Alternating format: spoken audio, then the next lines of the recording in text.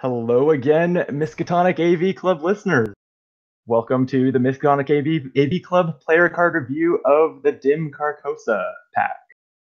I am Brandon, starting out this show, and I'm here with two of your recognizable Mythos Busters hosts, Scott. Hi, Scott. Hello. How are you doing tonight? Oh, it's getting late. I'm getting sleepy and getting ornery. We'll keep this show moving before you get too ornery to review cards. This pack better have good cards, or I'm gonna be pissed. Also joining us is Nick. Hi, Nick. Hello. Thank you for swinging by the AV Club. Hey, I like to stop in and see how this side of the fence is doing every so often. Well, we appreciate having you. Yeah, well, thanks. I speak for the entire club after having been on, I'm up to 4 episodes now. I'm probably one of the most, other than Scott, probably one of the most frequent members. You have been on more than I have. All right. As a legit Mythos Buster, you've been on more than me. I think you might be third behind me and Sean, Brandon, but still top 3. Okay, so. True. Behind Sean. All right, I can accept that. Nick, I have a question for you. I have an answer for you. What do you like to eat? God damn it. Lead! Oh, tell us more. Okay, all right. Eat Lead is a Guardian event. It is tactic traded. It costs 0 resources, 2 experience, and it has a combat and an agility skill icons. Its game text reads, fast. Play when you activate the fight ability on a firearm asset. You may spend X additional ammo tokens from that asset.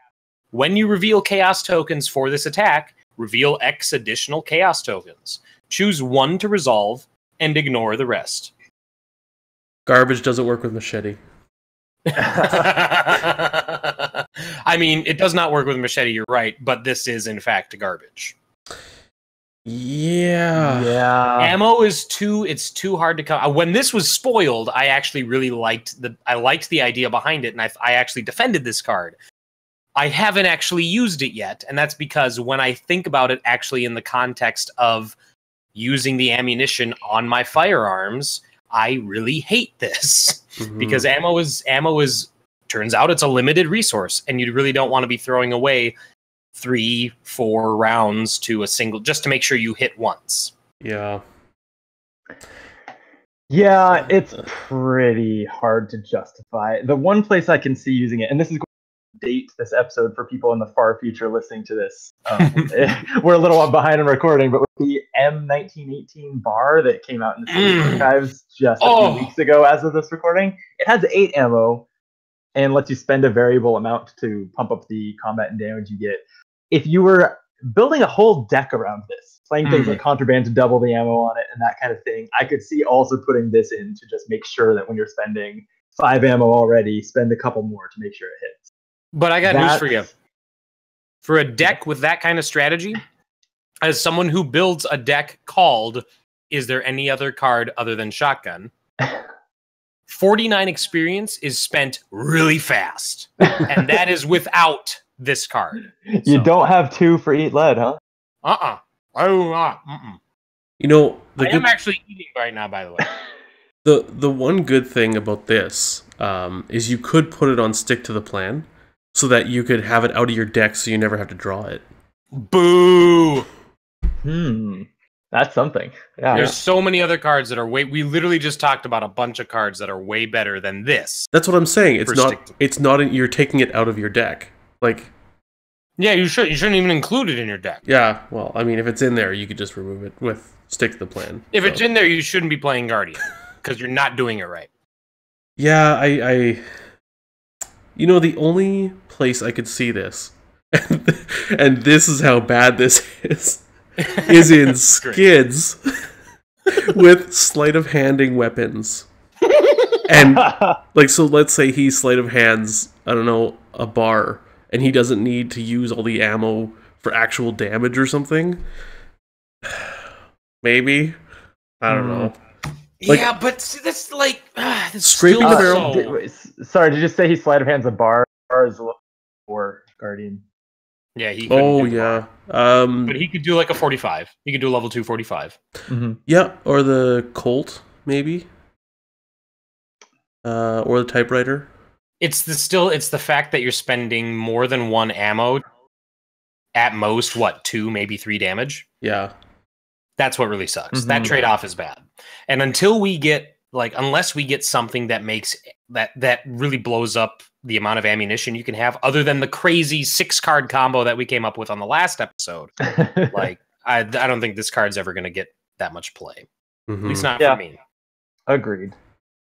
Although in the art, I think that monster would do a little bit better if it was wearing some sort of armor. Like the armor. You mean like the armor of Ardennes? Yeah. Is that how you say that? Am I saying that right? The armor of Ardennes? I've always said Ardennes, yeah. I always say Ardennes, like the store, but... I say Ardennes, because I'm a pirate guy. I just noticed that this is our next card. The Armor of Ardennes. It's a 4 resource cost, level 5 Guardian asset. With 2. It's one of the only cards with 4 icons on it. 2 willpower, 2 combat icons. It is an armor... It is an item, armor, and relic traded asset. And it has 4 health soak, and says, or 4 damage soak, rather. As a reaction, when damage is assigned to Armor of Ardennes, exhaust it to cancel 1 of that damage. So this thing soaks a lot more than just the 4 that's printed on it. Had any luck with this, Scott? No. The only thing I think, like, maybe in Mark, if you're being like the super damage guy and you're taking hits intentionally to draw cards, I don't know. It's just so expensive. I mean, Sophie's not direct damage, right? So you could use Sophie and then exhaust this to cancel that 1 damage that you would place onto this. I think Sophie is direct damage. I can check, but I got it. One thing I wish also could check instead of speculating. I wish this was level 4, just so Ursula could take it, because it's a relic. Just for no reason other than I think that'd be funny. Sophie does do direct damage. So damn, okay. As the Guardian player and as someone who loves to be the tank, I was really hoping that this would excite me more. But from when it was spoiled, I was kind of like moderate on it. Even like now that I have it, I'm not. I honestly haven't used it because 5 experience is a lot. Yeah, it's a lot, and a cost of 4 is a lot. And I mean, it has the double will and the double combat, so you could say that, well, if you're running well prepared, which any good Guardian would, you get that option, but you also get that same option on upgraded physical training, which is a lot cheaper than this. So it's also still just 2 icons to a test, which a lot of cards can do. Exactly. Yeah, I mean, it's a perk, but it's not a reason to spend 5 XP. No, that's what I'm saying. Like, that would be another support as to, like, another reason to be like, well, not only is it good, but you can also combo it if you're this. But even still, it's not. It wasn't a good... out. It's non-unique, so everyone can have one. If you're running an all-blue team. Oh, good. It's got that going for it. Yeah. You know what's great is Dr. Eli Horowitz can actually grab this from your deck, because it's a relic. Which is funny. And not relevant. Yeah, no, Nick, I'm right there. Or actually, I guess I was gonna say I was right there with you. I'm a little different. When this card was previewed, actually, I was excited about it. I thought it looked awesome, and it is cool and big and splashy in the way it reads, like preventing all this damage to you. But it's just more damage than you need to prevent in any one scenario. Yeah, you just don't need a card that soaks 4 and prevents 4 or more. Like, just there isn't a scenario where you need a card to take 8+ damage, and that's the difference between your team winning and losing. I think that this card needs to do something else to be worth the 5 experience 4 resources. It need not something else, but like it needs an additional ability. Yeah, I agree. If it did one more, if it gave you a damage or something like that, then it would be.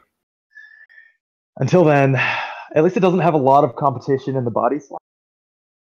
Yeah, well, I mean, what else is a Guardian running body? Bandolier? That's probably it. Yeah. And again, it's non-unique, so when we get the inevitable permanent that gives you 2 body slots. You can wear 2 of them. The Siamese twin. No, it's morbidly obese, guys. Oh God, I forget what's next. Me too. Nick, do you remember? Luckily, with my eidetic memory, I remember its eidetic memory. Am I reading this one? Sure. Okay. Eidetic memory. No, wait, I read the first one. Just read it. Scott. All right. Eidetic memory is a level 3 seeker event. It is null costed, has the nice little dash there. That's exciting, huh? Yeah. And has an intellect and an agility skill icons. I keep saying N and then icons. That's really annoying me. Anyway, spirit traded, and it reads: play eidetic memory as an exact copy of an insight event in any investigator's discard pile, including its resource cost. Remove that event from the game, and then remove eidetic memory from the game instead of discarding it. So, has anyone found a use for this? Nope. Yeah. I have a tab open with all the insight events just to see if there's the one that's like, oh, this is the one you've got to cast more than 2 times per game. Yeah. And I'm not seeing it. You can no, you can't double in the victory display. Is Drawn to the Flame insight? It is. You could draw to the flame again, but you're a seeker if you're playing this, and you just don't need. Yeah, that. or your Lola, Yeah. or your Lola. Nah. Yeah. No. And you do someone else's Drawn to the Flame. I don't know. Speaking of Lola, she can copy her own signature improvisation and switch her role. That's true. Yeah. Yeah, okay, that's actually true. That's, Yeah. I hadn't thought about that. Can other players use this to copy signature assets from other people? Can I, like, as Daisy, change my role by copying Lola's improvisation? I guess so. Technically? No, because Daisy, like, other investigators wouldn't. It would say change your role, but the investigator itself doesn't. That what a role is to Daisy isn't specified. You know what I mean? Oh yeah, I know it would be meaningless to do so. I'm just wondering whether I can. Oh yeah, you could do that. It just or you can. The replacement Roland signature Mysteries Remain is also insight. That's actually more copying because it places a clue from the token bank on your location or discovers a clue. There you go. Sorry, now that I finished reading it, it removes itself from the game after you play it. So I guess Roland would have to throw it into a skill test to get it there so that you can copy it. Which that would be an extra step to do what you would already do once. So yeah. If you want to draw 1,000,000 cards, you could do cryptic research.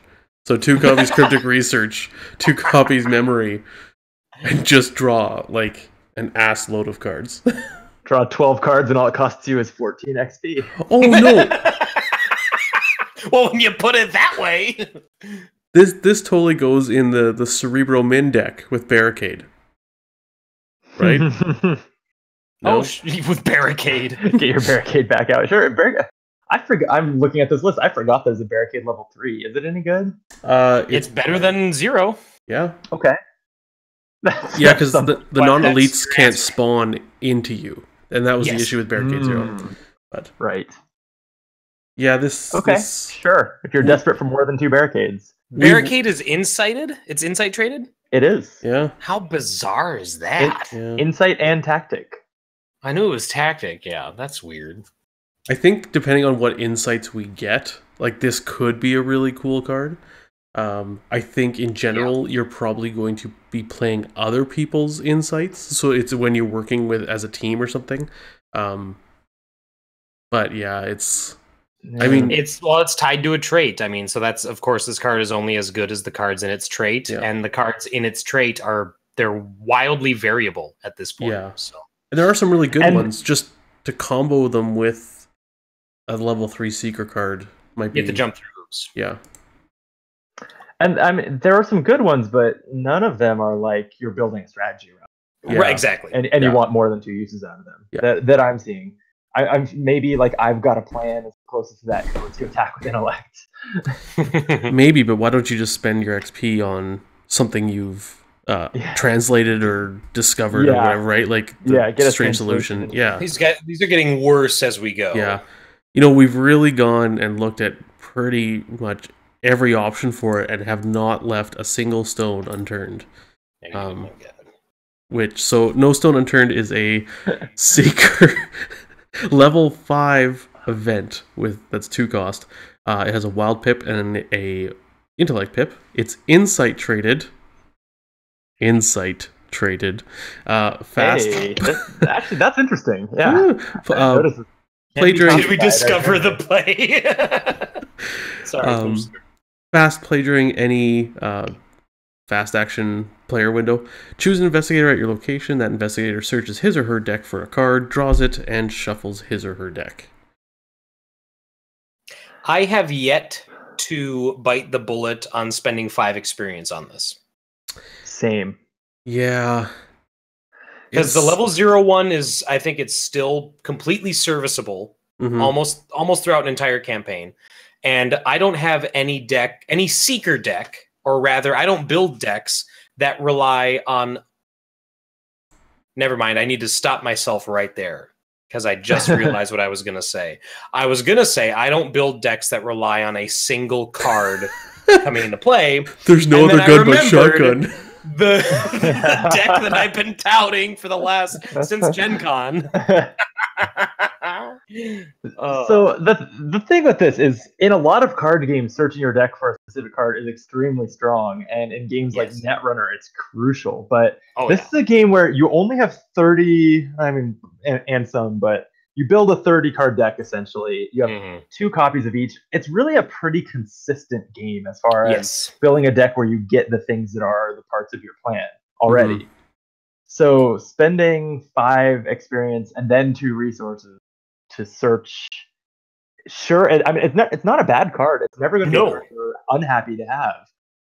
But it's and it has an intellect, and it's not a card you're going to be bummed to draw. It's never going to be dead, but it's just hard to see yourself spending 5 experience on it. Yeah. Brian in the chat, or Beauty Flurry, brings up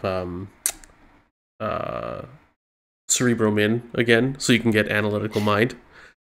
So, sure. But also, Juffo2 is saying, in a 4-player game, if one player is bringing some dumb shotgun deck, and they really need one certain card, like, if you know you're playing Seeker and you might need to help a bit, like, this might be a good card to make sure that Nick gets his shotgun, right? And it can also help people search for their signature asset. So if you're playing with a Calvin who has 4 of each kind of trauma and really needs to make sure he gets until the end of time every game, something like that, it certainly has a use case. Yeah. But it's narrow, and the 5 XP cost. I think this could have been maybe 3 XP if they wanted to keep it to Seeker, and then it would have been a lot more appealing. And this would be the strongest 3 experience card, though. If that were 3, you know what I mean? Maybe or lower the cost, lower to 0. But even still, like a 0 fast any time, like that's still. It's 5 XP though. But much like Guidance, I think that this is a balanced card. But the structure, like the way this game is structured, like what Brandon said, it's not as powerful effect as it would be in, say, Netrunner or Lord of the Rings or another card game that would facilitate that sort of play, like getting a single card out. Yeah, where you have bigger decks and so reliable and unlimited actions to use the card that you brought out. Exactly. In the case of Lord of the Rings, yeah. But I just think that's what it comes down to. Nick, I'm gonna save you from death via puns, with Tron's Oval. Will this really save him from death? Well, I guess it'll help him move across. It's doubling down on me not dying. Yeah. But this is actually Sharon's oboe. Oh, Sharon's just to oboe. remind you. Mm-hmm. Pardon me. Well, take that coin out of your mouth and read the card. No. Brandon can read this one. I've read 2 already. Okay. Sure, why not?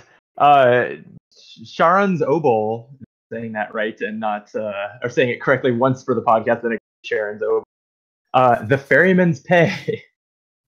It is a rogue asset that is permanent. It's level 1, but it's exceptional, doubling its cost. It's an item and it's a relic for, I don't know if that ever matters for permanent cards. But when earning experience during the resolution of a scenario, if you are not defeated during that scenario, you earn 2 additional experience. If you were defeated during that scenario, you are killed. And the word killed is in bold. Cross when you read it. It's super serious, you guys. This card's sweet. Oh, I this love card it. is sweet. This card is just fun. Like, it's fun to be able to just be like, I'm just risking my life to go on steroids, be able to build up my deck, and as long as nothing goes wrong, I'm going to be super powered because I have over the course of a scenario, 14 extra experience. Yep. Minus 2 that you spend on it, 12 extra experience. This in Safina with double Delve Too Deep. Just get all the experience. I finished my campaign with 68 experience. I've definitely watched this backfire in my Forgotten Age. Forgotten Age is player group. Yeah, our Ursula ran this because it's a relic. And so there, I was just saying, do the traits matter on the card? That's why they matter as deck building. Ursula ran this, and in what's after? Why am I blanking on what's after the Boundary Beyond? The Heart of the Elders. She managed to be defeated in the Heart of the Elders, and then now we have an Akachi on our team. Yeah, speaking of balanced, this card is just so perfect. And it's so rogue, you know? Yes. Yeah. Yeah, it's I think it's not only a good card, but it's really a triumph of the design of this game. It really shows how the developing your deck over the campaign can be, what the design space of that creates, and how much fun you can have with that development of your character in your deck. Love this card to death. Now I really want to build a Safina deck and put this in it and Delve Too Deeps and play on easy and just see what I can get. Go for the high score. Yeah. What is this? The core box, it gives you 2 sanity, what do you call it? Trauma at the end, right? When you beat it? I want to take her through the core campaign. I don't know. It's been too long. Yeah, I think it's 2 physical and mental, or just 2 mental, depending on the resolution you get. I want to try and get that resolution with that, and then take her into Dunwich after that, and just have like more XP than God. Hey Nick. Sorry, Brandon, you were gonna say? No, sorry. Go ahead. Hey Nick, you know what is a really good weapon for Leo that Leo can't take? Lupara. I do! It's the Lupara! So, Lupara, Nick, is a rogue weapon. That's a level 3 rogue weapon, Nick. Occasionally it is. Yeah, it's 3 costed. It's got a combat pip. It's an item, a weapon, a firearm, and it's illicit. Uses 2 ammo. Playing Lupara does not provoke attacks of opportunity. Action, spend 1 ammo, fight. You get +1 combat and deal +1 damage for this attack. If Lupara entered play this turn, you get an additional +1 combat and an additional +1 damage for this attack, and it takes up a hand slot. So Nick, when we were talking today about our Arkham Knights decks, you discovered that this doesn't go in Leo. I did, and this was after being about 5 scenarios into a campaign with Leo, which is running Lupara. Turns out it's really good in Leo. Turns out it's amazing in Leo. Sleight of hand Lupara Leo was amazing, and then I realized, he can't do that. This weapon is my second favorite, simply because it's so good. Like with not only is it like it prevents attacks of opportunity on its own, but it also, like, if you slide it out, you can drain its ammo with 2 shots, pop it back to your hand, and you can still play it again later on. Like, I know that's the whole point of sleight of hand, but with the Lupara, that makes it that much more impactful. Like, this weapon is amazing, and it is an absolute crime that it's 3 experience. You mean that's too low?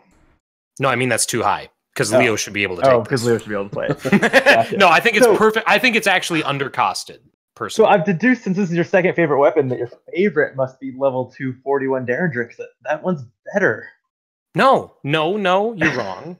You're wrong on both counts. That is not better than Lupara, and that is not my favorite weapon, because my favorite weapon is Lupara biggie-sized. It's shotgun. Guys, why can't we just have both Lupara and Derringer?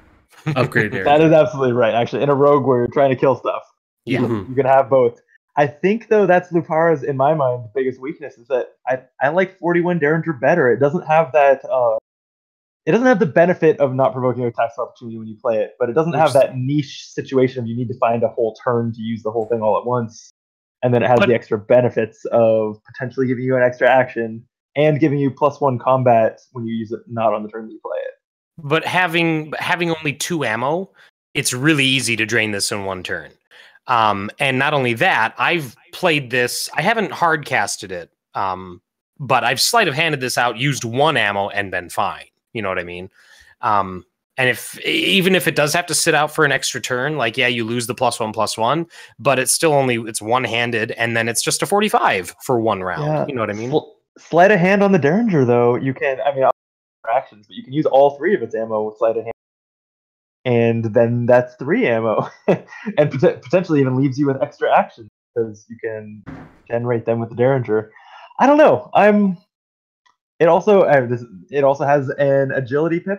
Not as much rogues on the Derringer, that is, as opposed to Lupara. That's another difference. If you're pitching your weapons to skill tests, you're doing it wrong. You know what? Sometimes you have 2 sleight of hands and 2 guns in your hand, and you just don't need all 4. You need all of them. You need everything. Yeah. No, okay. Let me qualify. Then you need Bandolier. Yeah. Let me qualify me saying that this is my second favorite weapon, and that reason why I think it's better than Derringer. Honestly, it comes down to the flavor of it. It comes down to the impact that this has on the board, how it feels playing this versus playing the Derringer. You're right. The Derringer has the +2 combat, which is really nice. You do need to succeed by 2 or more to get that extra damage, but that's probably going to happen. 1 or more. By 1 or more. Yeah, for the upgraded one. You're right. You're right. Which is probably going to happen with that +2 combat bonus. But playing a Derringer just feels like, now I will play my weapon. Whereas playing the Lupara literally feels like you're opening your trench coat and you're pulling this, this sawed-off shotgun out. You're blowing shit away. And then if you sleight of handed it back, you just slide it right back into its holster. 2 more rounds magically go back into it. And you're like, yeah, we're good to go. Very much this is my boomstick. Yeah. You are very much speaking my language there. I do love to take cards just because they're fun or just because I love the flavor. I try to turn that off a little bit in the AV class. You're right. You have just successfully sold me quite a bit on Lupara because that is a badass fantasy that card gives you. Yes. I'll apologize to our listeners for all the talk of theme and feeling of cards and the lack of click economy. So you can't. That's why you can't let Scott run the show, Brandon. You gotta provide a little bit of fantasy in there. Nick, if you know what, I'm gonna cheat a little bit and read this one. Oh, I was gonna say, what if you missed a shot with the Lupara? That was a rare moment of competing punny segues. Oh God. Cheat Death is a 5 rogue event that costs 1 resource and has a wild pip on it. It's a trick and it's faded, which I think is a new trait starting with this card. I could be wrong about that, but it says fast. Play when you would be defeated. Disengage from each enemy engaged with you. Discard all cards in your threat area. Heal 2 horror and 2 damage, and move to any revealed location with no enemy. If it is your turn, end the turn. Remove Cheat Death from the game. How is this a Nick? card? Yeah, Nick, have you had any? Have you cheated death? I have not. When this card was spoiled, I loved it. I defended it on the podcast. I said, this is amazing. Anything that keeps you in the game, like this is great. I love it. And in practice, again, what it comes down to is 5 experience is a lot. It's a lot. And I think that what this card is going for is worth that. But when I'm upgrading my rogue deck, there's often other tools that I would rather incorporate rather than a 5 experience get out of jail free card. Mm-hmm. That's what it comes down to for me.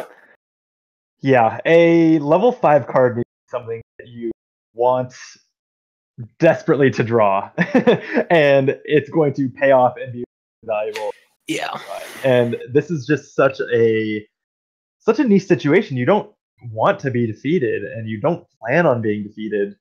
And it's not like if this had some ridiculous benefit, if you had it in your hand when you were defeated, to where you might even try to get yourself killed just because you have it, then then that might be interesting. But that's not what this is. It's just a respawn with 2 sanity and 2 health, or rather, I guess only one of those defeated use are going to be above 2. Well, assuming you didn't take more than 2 over your limit, or 1 over your limit. Oh, that's true. Yeah, if you took like 3 horror all at once, taking you from 1 sanity to -2, this doesn't even save your life. Right. Yeah. Which, granted, those moments are rare, but they can happen. Yeah, it's up there with "I'll See You in Hell," where I said this a few episodes ago that it was one of my favorite cards because the situation where it's such a fun card, but the situation where it's useful is so unusual. I like "I'll See You in Hell" better just because that clears the enemies. Like that Yeah. It actually impacts the board state for your allies, whereas this one, and it's so weird because how many times do we find ourselves in card games going like, this is a win more card, and this is one that gets you back from being behind, and this is a comeback from behind card, but it's just not where it, like, 5 experience, you should be spending that on something that your deck, like the linchpin of your deck, like the thing that's going to make everything else just crank out that much better. And if you're spending it on a card that all it does is keep you from dying. But doesn't this card make like every other card in your deck better because you have more chance of playing them because you're alive? Does it? No, being funny, it doesn't. But good try though. Yeah, I was like, I don't think that logic follows there, Scott. But this is going in my Safina Obel Delve Too Deep deck. Okay, yeah, all right, in the Oboe deck, sure. And you know what? This is good for Skids because he sucks so much. You're gonna get defeated all the time. I can see this near the very end of a campaign if you do have some extra XP and you've already got a decent build. 5 extra XP. Honestly, even if you have 5 XP, a slot in your deck for this is hard to justify. Yeah, what do you take out at that on scenario 7? What do you take out for this? Well, it's got a wild pip, guys. Oh, so take out that one opportunist that's been floating around. Yeah. So I get, it's kind of like the armor of our deck, where this is almost level 5, not because it's good, but because it's such a cool, splashy ability that it feels cool, and it's fun to read this card and be like, oh, this is an awesome card. It's level 5. I hope I can afford it someday. But if you actually look at what it does, it's just not worth it. Yeah. I think if this would be balanced at level 0, and still most of the time you wouldn't put it in your deck. Okay, so I'm going to throw this out there because we have Sharon's Oboe in this pack, and because you're getting that extra XP and you want to stay alive, like, so that's interesting. This does save you from death because you have Sharon's Oboe. You know, like, how weird is that combo? Like, you know what I mean? Like, the one qualifies the other. Yeah. Like, you wouldn't, like, you would use Sharon's Oboe in a lot of rogue decks, but you would only use Cheat Death in a Sharon's Oboe deck. So then, therefore, do you use Cheat Death in a lot of rogue decks? You know what I mean? Like, does the transitive property carry over here? Here's the thing, though. If the Oboe gives you, you buy it after the first scenario of the game, it gives you 12 experience. You put 10 of it into 2 copies of Cheat Death. Why did you bother? Yeah, that's true too. Well, and that's another thing. 4. But again, yeah. And another thing too is we get back to that question from before that none of us really had an answer for. What do you replace with this? Yeah. Oh, you're I'm out of here. Oh, yeah, no. No, okay. I would. I'm in the middle of a campaign right now where a bell tolls in my deck in a good donuts God. campaign. I'm playing with a coworker at lunch at work. So I am heading into where doom awaits. With potentially, I'm going to die in the first turn of the game. If this literally prevented death, it would be incredible. Yeah. And not like that situation. And I'm playing Finn, so you could even take this. Like, if this did what the name implied and literally prevented death, it would at least have a niche where, like, okay, it's time to buy this deck. So does this staring death in not the face. does this not respond to the bell tolls? No. No. Because it stops you from dying from damage or horror. Well, it says play when you Because would be that's defeated. Because that's what defeated is, right? Right, so- Defeated Bell Toll damage says or you are killed, though. I don't think that this So I think solves that effect. yeah, like I mean, We what need- this do is like play when you would be defeated. You could play it, and you get to do all these things, and then you would still be defeated by whatever defeated you if it wasn't damage or horror. I see what you're saying. Yep, I got you. Okay. It would be Despite really the cool. silence. Yeah, it'd be cool if we could kind of like go back to the design of this card and like kind of time warp back and change a few things on it. I thought you were actually going to bring up a good point, but No, I skipped next turn, so let's rewind a little bit. Okay. oh, Jesus. So Time Warp is a mystic event. It's 1 cost. It's level 2. Spell and Paradox. No pips. Fast. Play immediately after an investigator at your location finishes resolving an action during his or her turn. Undo that action. Return the game state to exactly the way it was before the action was performed, including that action's cost. This has been errata since to basically say, except for playing Time Warp. So, because the way it's written exactly as well, kind of like I don't know. The argument was there. The argument. Yeah, I Maybe. think the intent. I think the intent was clear. But yeah, Because some people nitpick, but that is very funny. I think this is actually a really good card, and I think it's just one of the cards you can use as a support card to even support yourself. Like if you miss a big swing on a weapon or shriveling or something, right? Like Nick, you do double or nothing on shotgun and you pull the tentacle. Let's do that again, right? I mean, the other investigator had it coming, I'm sure. If I'm obviously firing an enemy engaged with someone else, yeah, exactly. I had an extra step that I didn't qualify. Yeah, I think this card is awesome. It's up there with, like, it has a whole, so never had such a simple card where this basically has 3 words of text other than what tells you when to play it.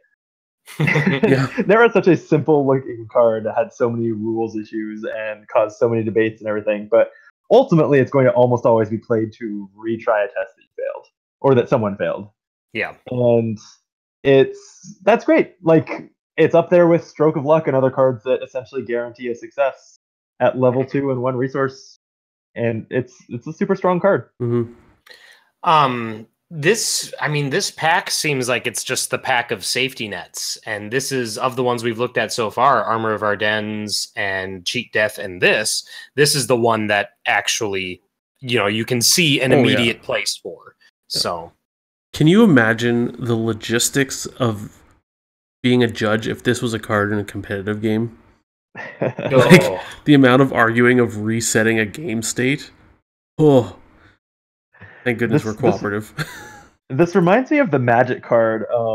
Was it just Stop Time? There's a card that has Time Stop. It has 3 words of text, end the turn. And then it has like 7 lines of reminder text, like way more than this has in parentheses, that it just stops everything, like clears everything in progress at any person's turn. I think that actually probably has less rules issues in this because it's a lot easier to end something than to reset something. To undo something, yeah. But it feels to me like this was inspired by that. I don't know if that's actually the case. But I really liked that card, so that's another feather in this card's cap. It reminds me of that Magic card that I liked. Yeah, I think it's just a solid ad, especially in multiplayer games where, I mean, it's even something like if someone walks into a location, like, or say you're looking for,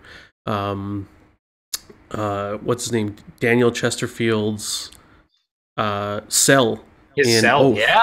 Right? Like Yeah. going into a location and like there's one of two and you really need to get it. You go to one, that's not it. Time warp, okay, I go to the other one.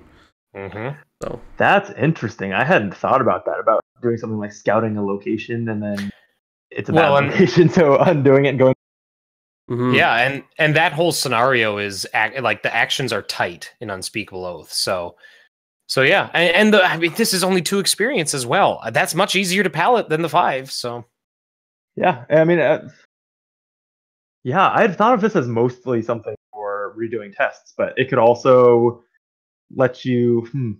I don't know what effect, I don't know what effects it has on exploring if you would unshuffle the deck, but you could essentially like re-explore in the Boundary Beyond if you hit a treachery. The clarification, I think it's in the FAQ, but I know Matt clarified on this, is basically if there was a shuffled deck, it becomes shuffled again.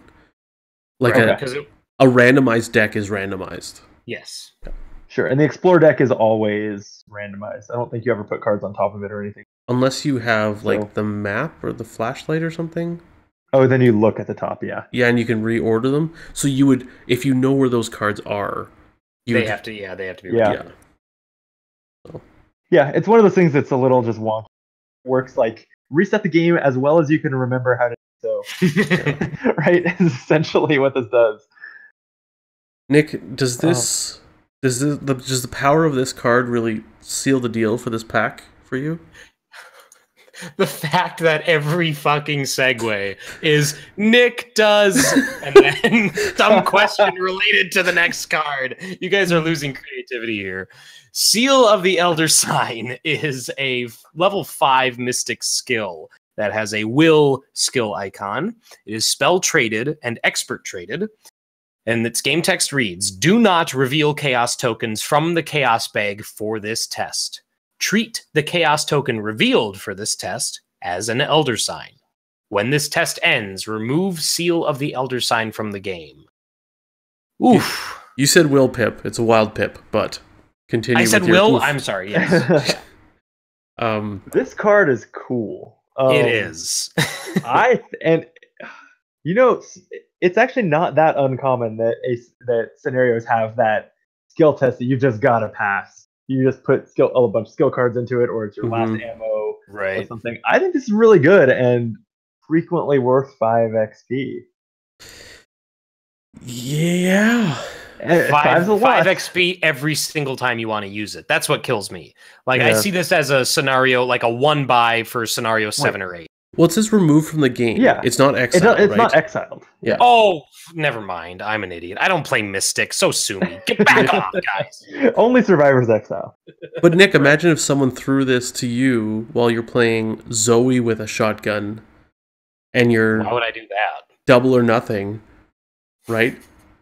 I like how when you want to sell me on a card, it immediately goes. But imagine this with shotgun. Imagine this and double or nothing. So your mystic friend, like let's say Sean, chucks this in.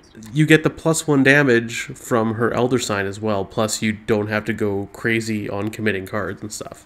Right. You know, like there's I agree. Yeah, it's a great card.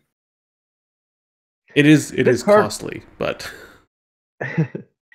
This card also you get, I feel like late in the cycle you start to get foreshadowing about the investigators is kind of a pattern we've seen. I think this made to be a Father Mateo card. I think it's good in but sure. He has such a strong Elder Sign. This doesn't say automatically pass. It says treat the Chaos token as an Elder Sign. Yeah. And so it's as we all know good for him. And there honestly, are some bad Elder Signs out there. And he can start with one. He has an extra 5 experience points. It was meant to be. Oh my god, you're right. Yeah, I like how it's just called the same card. It's the final pack of the cycle that's happened now and then. That it's pretty clear. Like there was a Leo card. Why am I blanking? Card like had him in it. Inspiring Presence. That's the one. I guess that wasn't in the last pack, but we definitely have gotten like some pretty clear foreshadowing in the past to future investigators. And this one doesn't foreshadow Mateo per se, but it foreshadows a mystic that cares about the elders, which Mateo definitely is. Mm-hmm. Is the art like a door in a mountain opening up, and Father Mateo is coming out of this mountain? that must be it. Yeah, it's actually I don't know if they just had this art laying around from another game or what, but I don't know what this art has to do with. Well, it has like an emblazoned elder sign on the side of this mountain, and then there's like the lava or something coming out. Oh, whatever. I guess that's an elder sign. I have to like squint for that. Yeah, it's not clear, but yeah, it's kind of like trying to read like a soggy newspaper or something. Yeah, read all about it, just like that.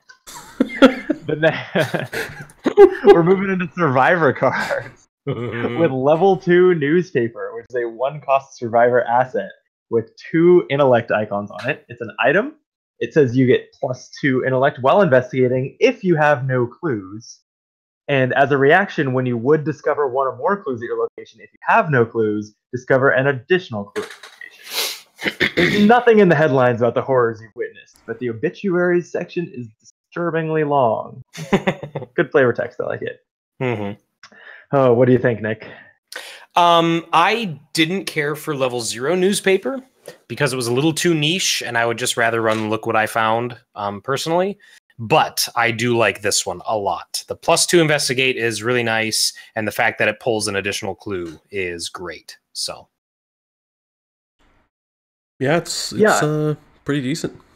It's not an it's obviously not an auto include in Survivor in general. No, but in any I think solo Survivor. I think in my solo Calvin run, I included this. Like I upgraded to a level 2 newspaper, and I was happy for it. So I think it's more a solo card than anything else, because sometimes you only need to get 1 or 2 clues, or maybe 3, to advance the agenda or the act, and this allows you to get 2 pretty easily, and then you just have to figure out how to get your 3rd. But when you get higher player counts, I mean, it's going to be, we need to get like 10 or 12 clues. If you're the person doing some of the cluing, this only works for 1 test, essentially.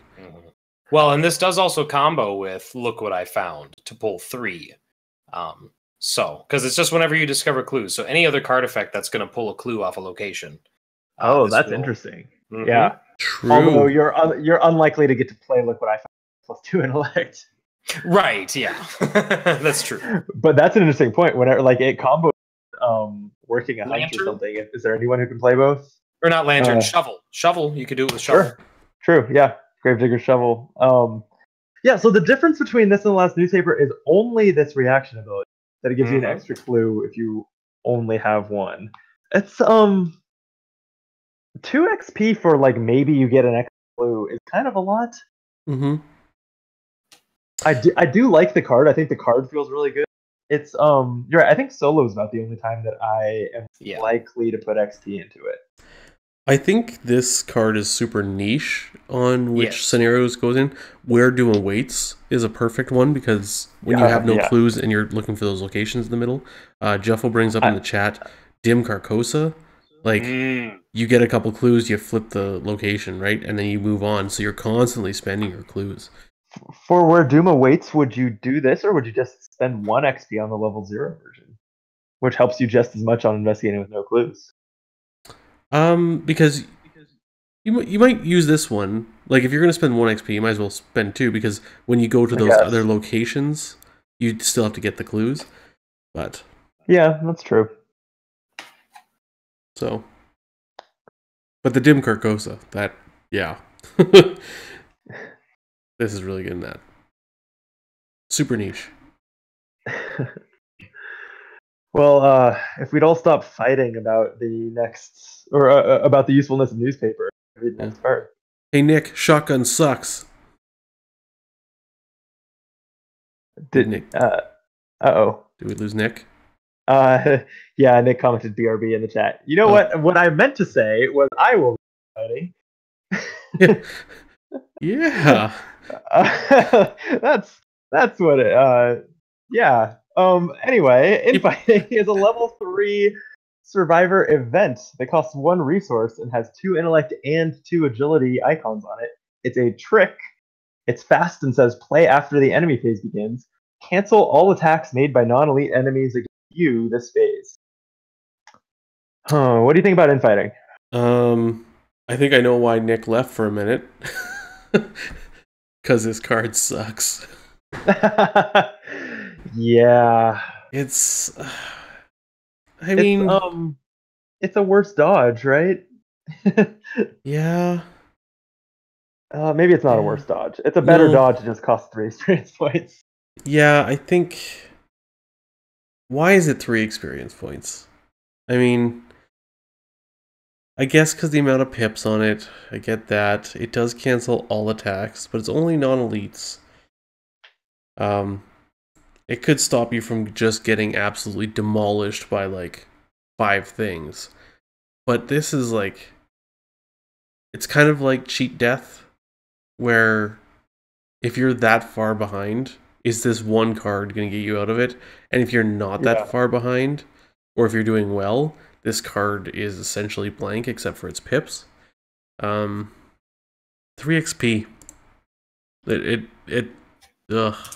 Yeah, it's hard to justify. And its name, infighting, kind of makes no sense because you would almost think the enemies would damage each other. Mm-hmm. The art is cool, but it's kind of nonsense. It's a bunch of teeth and tentacles, and it has no flavor text. Like, this card has nothing going for it.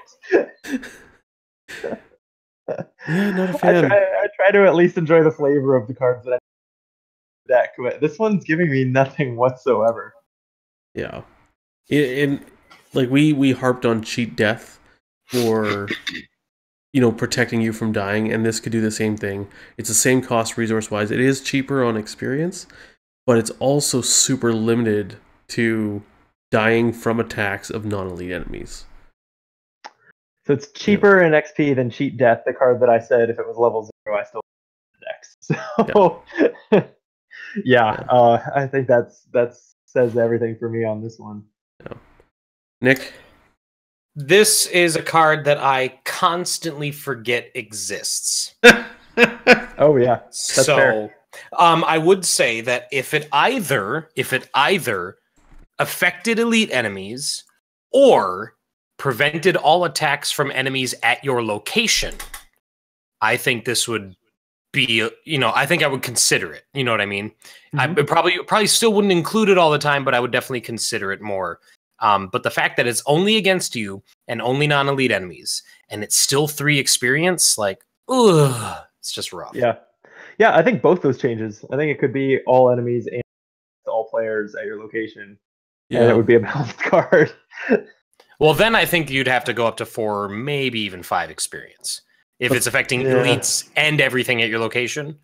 Like, maybe so, but ultimately it would just be like prevent a small handful of horror damage in order to your team. And sure, it wouldn't be that strong card still. But I think the elite trait, I think there's more weight behind that than what our knee-jerk reaction says. So, yeah. All right. You know what? I think we've come down to the key of this pack being so powerful is a certain neutral card. I'm sure some people here have probably tried it out. The Key of Ys. It's the Key of Wise, Scott. The Key of Wise. Like, does it open up all the YMCAs? Or... Yep. Okay. It is a neutral asset. It is unique, 3 cost, has a wild pip and a willpower pip. It's an item, a relic, and you get +1 to each of your skills for each horror on Key of Ys. Key of Wise. Forced, when any amount of horror would be placed on you, place 1 of that horror on Key of Wise. Forced, when Key of Wise leaves play, discard the top 10 cards of your deck. Null health, 4 sanity, takes up the accessory slot. This card is the first card that I would almost agree is overpowered in this game. So you didn't think that about Rex when he came out? No. Not to shift the discussion to a completely different card that has no bearing on this pack, but Yeah, no, because I think this is overpowered even in like hard and expert. yeah, I think the thing is like, who do you not put this in? Like, right? Like, who do you not put this in? Yeah, this card's amazing. People talk about building decks around this, but this card is amazing even if you don't. Everyone takes horror. Yeah.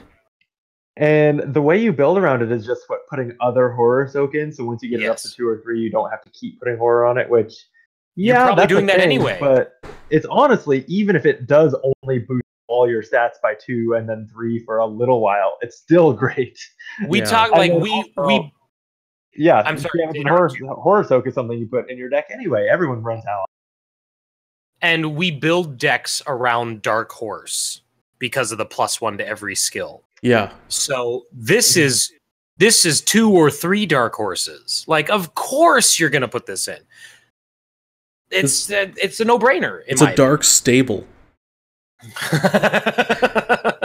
So yeah, we've been talking. Not to bring it back to Iron Man again, but I mean, we've been talking about this. I talked a bit about this card and how I'm putting it in my Yorick deck because 1, I can replay it from my discard pile. 2, when it leaves play, it puts more cards in my discard pile that I can play from my discard pile. Like it's absolutely insane in Yorick, I think. And the fact that it discards the cards, so if weaknesses go out, like who cares? You know, like it's the horror is just gone when it gets discarded. It's not like there's text on there that says move the horror to your investigator. Right. Like it's there. It's the cost. This card asks almost nothing of you besides what you're already doing in your deck, other than give me 5 experience. Yeah. Which is a lot, but this card is worth it. Undeniably worth it. Undeniably. And this feels like another this feels like a card with a typo. It feels like the intent of the intent of this card is that the first time you take horror, it starts buffing you by 1. The second time you take any horror, it goes up to 2, and then 3, and then it's gone. Because and like it seems like it shouldn't have said whenever horror will be placed on you. It's whenever you take horror. And then that would still be strong, but would maybe fine. Well, and that's Jeffo brings it up, and I was going to say the same thing. Like, most of the horror in this game is gated behind tests, and if you're getting +2 or +3 to your tests, like literally any test, oof. Yeah. Yeah. Absolutely right. I think this will be the first card we see that gets like a nerf. If we actually see that happen, and I hope it doesn't, because I like when card games don't have like nerfing text or erratas that change how a card functions. Like I like when it's just like clarified, like lucky dice, right? Like it's like it's how everyone thought it worked. It was just kind of written slightly poorly, and so it's like, okay, just as a clarification, here's the errata, but it just works the way you think it, right? Like spirit of the law, not letter of the law. Right. And that's what I like about Arkham currently, is a new player doesn't have to like, okay, let's go over all the errata. And like Lord of the Rings now, I remember I brought a deck a couple worlds ago and I started playing it, and I'm not sure if you were in that game, Nick. No, you weren't. Probably not. No.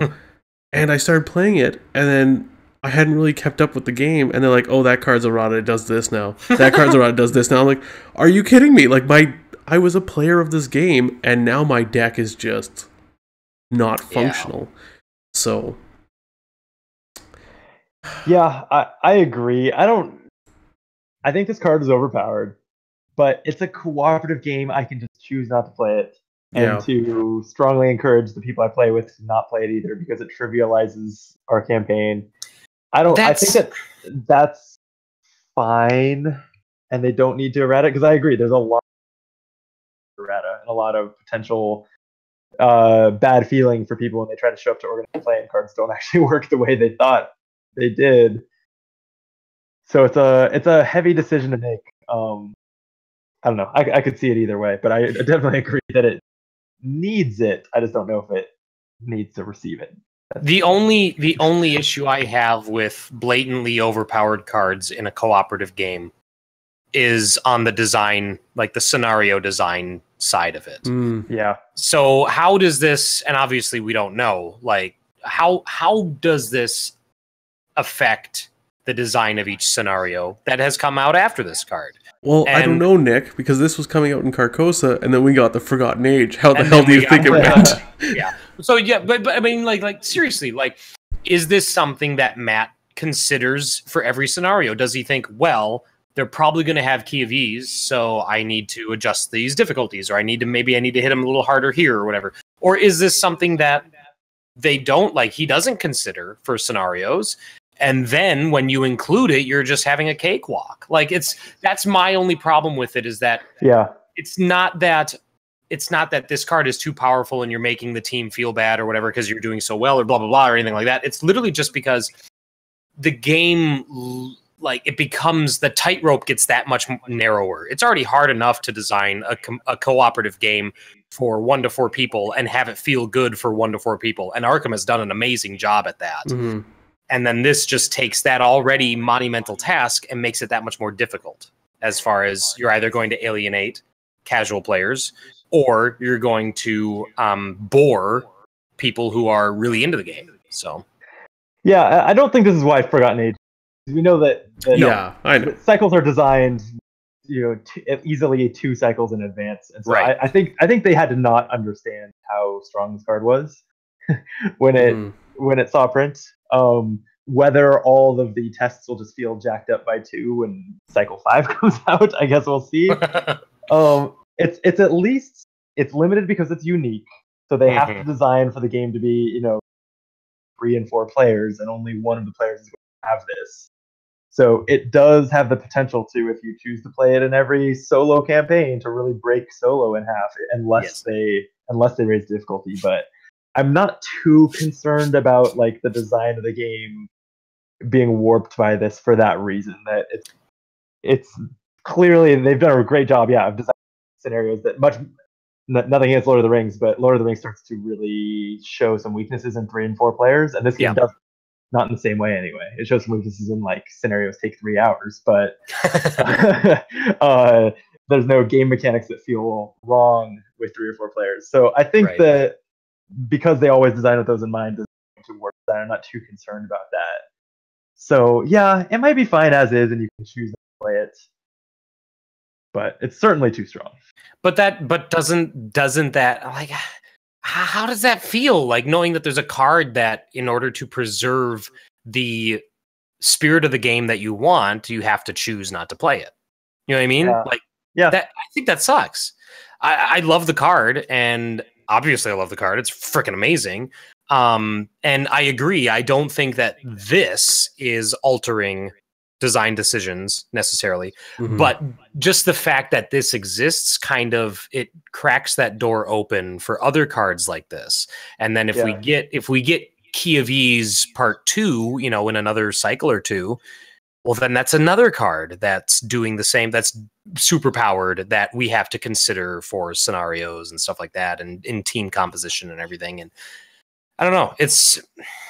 I honestly, I don't play it. I played it once and I was really impressed with it, and I just don't. 1, because again, 5 experience is a lot. And even though this is worth it, but 2, also because I want to reach in the chaos bag and have a certain amount of trepidation. And Key of Ease almost completely eliminates that. So I think this is one of the most hotly debated cards in the entire game. And do you think Matt was being a bit tongue-in-cheek when he, like, made the subtitle "Let the Storm Rage"? Like, he's just like, oh, that's funny. I'm not familiar. I don't know if this, like, has Key of Ease as a relic existed in the Arkham universe, in the Arkham Files mythos before this. I think it's from a different mythos. I'm not sure though. Yeah, I am not familiar with it at all, but I'm not a Lovecraft scholar or anything. So, kind of, what do you guys think about? Go ahead. Oh, sorry. It was a mythical city. Ys was a mythical city in French or whatever, swallowed by the ocean. So it's the key to that. So I guess the storm is the ocean coming up and eating a city. Right. Okay. Yeah. So, what do you think about the other side of the coin, though? Should a cooperative game have overpowered cards that you can choose not to use, but let players that maybe aren't as good at the game or like it to be less difficult can use? I guess is there a benefit to that? I think I'm getting really philosophical now, but I'm super interested. But even at the same time, like this card doesn't require. I don't know how to say this without sounding like a dick, but this card, it doesn't require skill. It doesn't require a decision. You know what I mean? The decision is play it or no, and that's it. And if you're playing it, you're doing amazing. And if you're not, you're not. And that's I think ultimately where my issue is with this. It's not like there's a timing thing that you have to deal with this card. It's not like it's like, do I play it now or do I save it for later? Am I really going to need it at this point? It's like, no, you just pop it as soon as you get it and you're good to go. You draw it and you windmill slam it onto the table. Exactly. And that I think is the core of my issue with it. Is like, if it required more finesse, then I would be all behind this. It's like, and this is, I mean, maybe it's specific to me, but maybe not unique to me. Like my husband is kind of Luke in this game, and I've been wanting to get him to play actually the Carcosa campaign, because I think I said this maybe on stream, but before we started recording, because he loves Paris and France, and be kind of a way to get him to give the game another shot. This is a card I might convince him to put into his deck because it's strong. It'll make him feel awesome and have a great time kicking ass. And like, in that case, I might be really glad this card exists. So I guess I'm just kind of playing kind of devil's advocate for like, aren't there some times when it's great to have some really strong cards that you don't have to use? But then on that same argument, and I don't know if this is really an issue or not, like I'm literally just saying what's coming to mind, but if then, like, in a later campaign, you have a deck for him that doesn't have this, or you decide, like, well, this scenario is a lot of fun, but with Key of Ys specifically, it's super easy, and that's not great. Like, when does it, like, is it ever going to get to the point, like, yes, he's enjoying playing with it, but is he ever going to get bored? You know what I mean? Nick, I would raise your own argument when you answer that Facebook comment about how do you alter the game, right? Like when you play with your wife, you put an extra +1 in the bag. This is Brandon's +1. I get essentially, I guess that's basically right. Like, I mean, if this makes the game fun enough for him to play, if that's what keeps him playing, it's absolutely fine.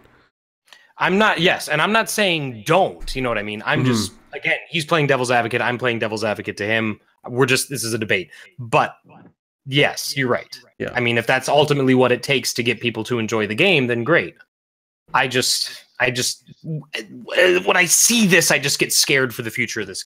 And I shouldn't, because Matt is an amazing designer, and the game has been phenomenal regardless, for the most part. There's been a couple hiccups, but otherwise it's been almost flawless. And it's just like, ooh, maybe not. Yeah, I think your fear is justified, because only been one other cooperative LCG, and it's seen an increasing number of cannot be canceled, immune to player card effects. Just really ham-fisted ways of, without really inserting new fun challenges into the game, just shutting down powerful things the players can do. So I think your fear is completely justified. I hope that this does not result in anything like that for the team, but it is definitely a legitimate concern every time it shows up that just feels way too strong. I honestly don't think we'll have that same issue in Arkham, honestly, because of the action limit. Like, the big thing with Lord of the Rings is, like, I mean, the card pool is so much bigger, obviously, and eventually we'll get there. But the action limit really holds us back as far as combos, because, I mean, Lord of the Rings has a player who goes by C-Stan who figured out a combo deck that literally removed the encounter deck from the game. Like... It took like 80 to 90 actions, right? Like, it was just this combo of cycling these cards and doing these things and bringing this card back. So unless we get like a plethora of like super fast cards that like really breaks it, I don't think this card is as dangerous as some people think. I think it's a strong card. I hate using the word broken or OP, but it's damn close if it isn't. Broken maybe. Well, okay, broken's probably a harsh way to put it, but I think unbalanced is apropos. Yeah, I'll give you that. I would not call this a balanced card. Yeah, that is fair. It is. Yeah, it's not broken. It's unbalanced. All right, it's getting late. Favorite card of the pack besides Key of Ys? Yeah, but you can't choose Key of Ys. Yeah. So we're not taking it this game. Yeah, right. Let's see. I'm gonna go with Rogue too, but Charon's Obel. It's just too fun. Sure. Yeah. I mean, I'm not going to argue you. That is a very fun and flavorful card. I'm going with Seal of the Elder Sign. Another good choice. Yeah, I just the control gym build that's coming and is just like getting all these coming. tools. It's here, man. Yeah, I know. It's so good. Funny thing is, I haven't played Jim since he got all his tools. Last time I played him was Dunwich, so I haven't played him since he got all the fun shit. Yeah. I think he only works in multiplayer and like 4-player specifically. So no, he's like him and Roland together are really good combo. Not super control-y Jim, but just if you build Jim and Roland, like they're a really good combo. Sorry, I mean like control Jim, the Jim I want to play, which is like hey, Encounter Bag, Chaos Bag, you can't play this game. Right. That's a 4-player Jim, and that's what I want. Brandon, shout out your channel. Yeah. I was Brandon. Thank you for listening, everyone. When I'm not at the AV club at school, I hear it Miskatonic, I guess. I have a YouTube channel called Optimal Play where I do edited kind of like multi-camera live plays of board and card games. It includes a full campaign of Night of the Zelda, and we'll be getting filming on the Dunwich Legacy pretty soon. Had a ton of fun getting some brand new players into the game on camera for everyone's amusement and horror in that series. And also, it is a general channel, so we have that and plenty of other games also. You can find us by searching for Optimal Play on YouTube. We need a few more subscribers to get a custom URL because they gate that behind having a handful of subscribers. Or you can find us on social media, usually at optimal_play on Instagram, etc. Go to our channel, click all the buttons, because as a gamer, I'm obsessed with watching those numbers go up. Right on. Thanks for having me, guys. Yeah, thanks for being on. Loved having you. Nick, glad you were able to jump on in the last minute. Me too. Yeah. I missed you. Yeah, I know AV Club isn't really my thing. I know that. But it was a lot of fun. Just like the last time I did it. Well, thank you, listeners, for tuning in. This is the end of the Carcosa cycle. If you're listening live or super recently after this comes out, we're going to take a little break over Arkham Knights, but then we'll be coming back and hopefully getting caught up. My goal is before New Year's, and then never fall behind again. Ever in anything in life. Okay, that sounds like an impossible. Starting with AV Club. Work up from there. All right. Thanks, guys. Have a good night.